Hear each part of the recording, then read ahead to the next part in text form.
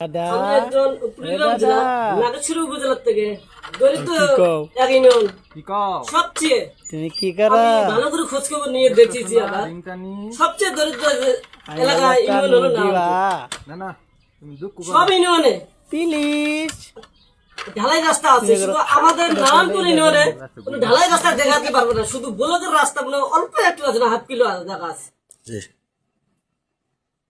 আমি চাই নতুন সরকার কাছ থেকে বাংলাদেশের যত চর ইপ্রিতি আছে, আমি অশিক্ষিত হলে আসলে ভুল হবে স্যার, বাংলাদেশে যত চর আছে সবগুলো আমি রাস্তা দেখতে চাই পাকা।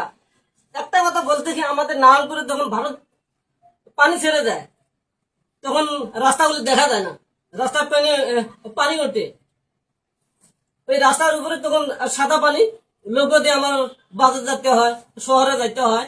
এই প্রবলেমটা দেখবেন স্যার, যেখানে ব্রিজ লাগে ব্রিজ দেবেন, রাস্তা লাগে রাস্তা দেবেন। আমরা তখন বাংলাদেশের আমি দেখতে চাই চর বৃদ্ধি, আমি এরকম আমি শহর দেখতে চাই। আমার গ্রাম থেকে আমি যখন ঢাকায় ঢুকবো, শহরের মতন যখন চরগুলো জিট জিট জিট জিট করে, ঠিক আছে। আমার না বলছে না বিয়া দিবে হবে, 22 সালে আছে, হয়তো আমার এখান থেকে আমার ডাকে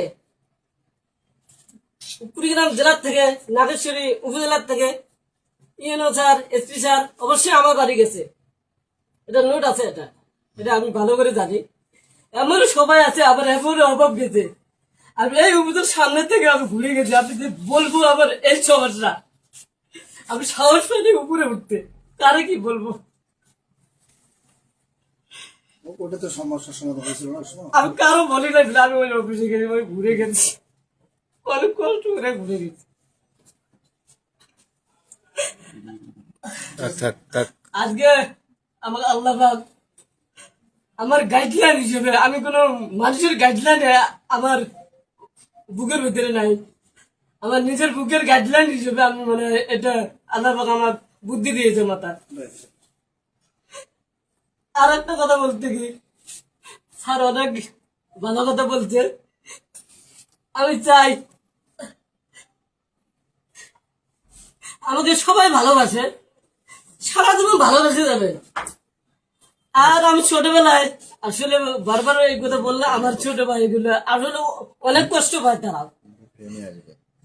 আমার ফ্যামিলিকে কষ্ট দেয়, যা কষ্ট আমি করেছি। ঠিক আছে, ঠিক আছে চাচা সাহেব।